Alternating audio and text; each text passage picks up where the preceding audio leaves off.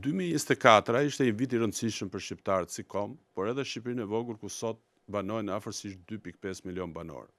Samiti i procesit të Berlinit, ku erdhën udhëheqësit kryesorë të Bashkimit Evropian, kancelari gjerman apo presidenti francez, bashkë me udhëheqësit e rajonit, vizita nivelit lartë të presidentit Francës, Turqisë, Italisë, Greqisë, vizita sekretarit NATO, sekretarit shtetit Blinken, ishin vetëm disa prej ngjarjeve ndërkombëtare, pa llogaritur këtu daljet e udhëheqësve tanë jashtë vendit.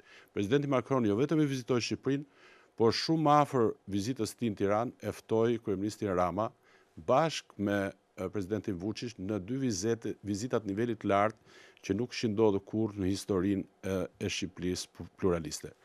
Turizmi drejt Shqipërisë arriti nivelet larta gjithashtu, duke kaluar sipas të dhënave zyrtare shifrën për 10 milion vizitorësh, një ekspozim i jashtëzakonshëm i vendit tonë të vogël në sytë e botës.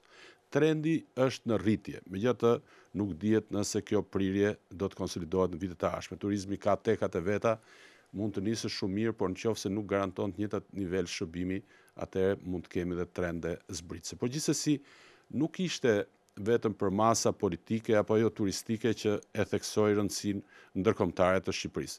Ishte për masa sportive ajo që arriti kulmin me ndeshjet kualifikuese dhe pastaj eliminatore të kampionatit evropian të futbollit në Gjermani, ku qindra mijë shqiptar nga të gjitha anët e botës u derdhën në qytetet e këtij vendi për të dëftyer ndjenjen e përkatësisë kombëtare.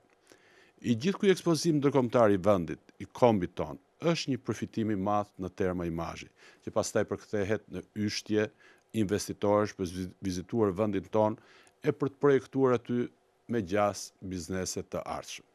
Është tregues i qartë që vendi po akumulon energji të madhe potenciale nëse referohemi fizikës, e cila duhet shfrytzuar për të përparuar dhe nxjerrë veten nga prapambetja shekullore.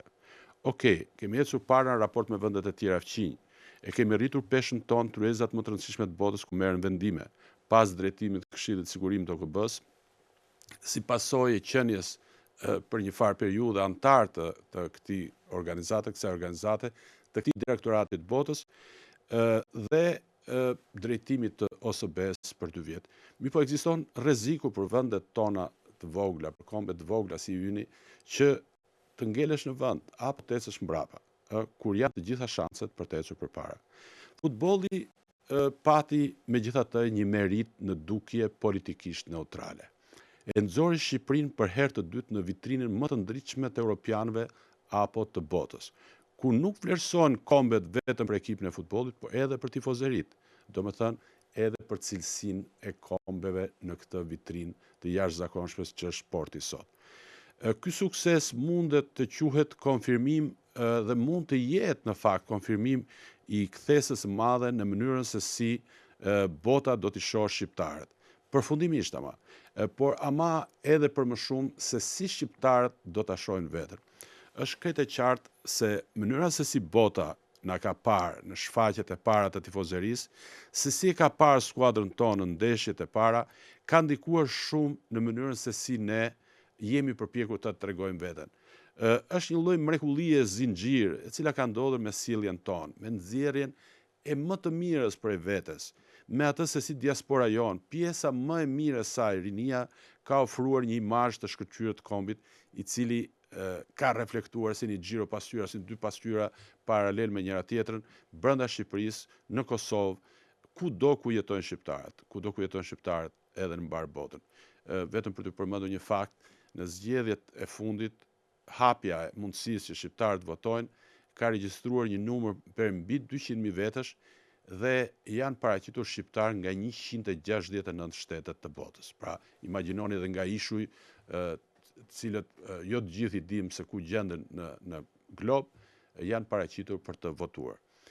Kjo fitore e merituar, për referohem sportit, ishte një shpërblim për këtë mrekulli në sjelljen tonë kombëtare, për lojën e kombëtares futbollit, megjithëse përgjithsisht futbolli nuk është gjithmonë sporti i drejtës, nuk është gjithmonë një sport i cili shpërblen më të mirët. Por nuk është vetëm ky përfundimi i parë dhe më i rëndësishëm pas këtyre rezultateve që derdhën nëpër rrugët e botës gjithë kombin e veshur kuqezi, të pajisur fuqishëm me ndjenjen e krenarisë kombëtare. Kjo ndjenjë krenarie, dhe këtu është momenti për të reflektuar për origjinën e saj, po triumfon pas frustrimit të gjatë prej përçmimit nga të huajt të kësaj bashkësie të shregullt individësh ambicioz si shqiptarë për cilët kanë folur pafund rilindasit tanë, por edhe rilindasit modern. Kjo fitore nuk ka egzaltuar vetëm ndjenjën e dukjes së shqiptarit si individ apo kolektivitet në vitrinën e madhe europiane botërore. Kjo fitore si përmbyllje e një suksesi të jashtëzakonshëm, jo thjesht futbollistik, ka, mund dhe duhet të ketë farën e rilindjes sociale, ekonomike dhe shqiptare. Kjo që po them nuk është se nuk ka precedent.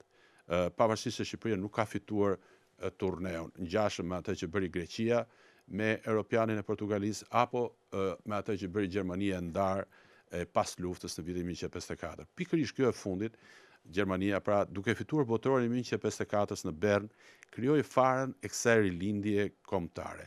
Fitore që pikërisht për këtë u quhet mrekullia e Bernës, dhe të cilët ishte dedikuar edhe një film i jashtëzakonshëm, ikonik.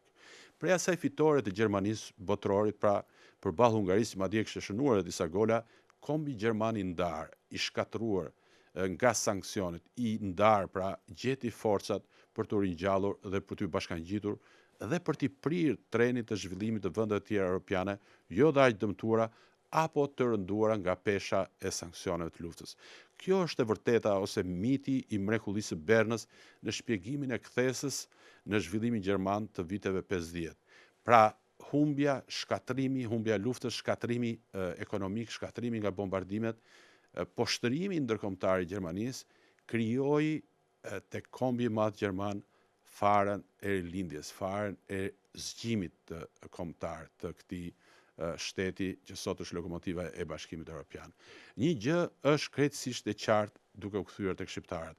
Prej mrekullisë së Lionit në 2016 me fitoren me Rumaninë, pas mrekullisë së Gjermanisë, po lind një identitet kombëtar i ri. A nuk ndihen sot më shumë se kur shqiptarët, krenarë që janë shqiptarë? A nuk është në themel të kësaj krenarie ndjenja e përkatësisë në një komb që po arrin një sukses si ky, të paktën në fushën e tifozërisë, veç lojës? A nuk ka shanse që kjo të vazhdojë? Ne tifozeria, si shfaqja më e dukshme, edhe unë, edhe fëmijët e mi, gjithë familjet tona jemi shfaqur si tifoz, jemi detyruar akoma të sillemi ashtu si na pa bota. Kaq të mirë, kaq social, kaq patriot dhe kaq globalist njëherësh. Kaq të bukur madje, sepse pati fal garës, djemve dhe vajzëve spektaklit, pati edhe një garë bukurie, sepse ata arritën me postimet të tyre në rrjetet sociale projektor të një botë dominuar nga portalet e fotografive. E pra, a nuk po shihen si brenda mitit mrekullisë Bernës lojtar tanë si heronj kombëtar? Ky brez, ndoshta më i talentuar në historinë kombëtarës, po trajneri, po federata. Bëritëm kështu një tjetër refleksion i cili lidhet me rolin e prizve, qoftë futboll, qoftë shoqëri, qoftë politik. Nuk ka asnjë dyshim se kjo fitore, ky sukses shqiptar, i detyrohet shumë, megjithëse jo ekskluzivisht prisit të tyre trajnerëve, Gianni De Biasi, Silvinus dhe ekipi i tij, por dhe presidenti Duka, organizimit që ai ka krijuar dhe menaxhon Federatës Futbollit. Në një fjalim me rastin e nderimit të tij me titullin honoris causa nga Universiteti Evropian i Tiranës, De Biasi, italian, por edhe shqiptar me atë nickname-in e njohur Gani, ju referua Bajronit që i përkufizonte shqiptarët me vargje, të rrept bitë shqipes, nuk i mungojnë vetit, veç të ishin më të arrira. De Biasi, i mbështetur me inteligjencë dhe përkushtim nga drejtuesi i Federatës, menaxheri i shkëlqyer Duka, i bëri cilësitë vetit e shqiptarëve të futbollit akoma edhe më të arrira. De Biasi në fillim, Silvinjo në gjurmët e tij, mbështetur nga Federata, krijoi grupin e suksesshëm.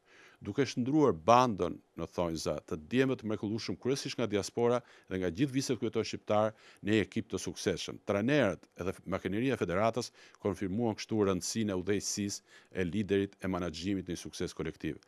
Ajo që ndodhi në Europianin e Gjermanisë, si konfirmimi i asaj që ndodhi në Francë, ajo që ndodhi rreth fushave në rrugët e Gjermanisë, e projektuar në kamera televizive, rrjetet sociale të gjithë botës, është triumf i energjisë pozitive të racës shqiptare, i fitimit prej kësaj race të një identiteti të ri themeluar mbi të vjetrin më të mirë.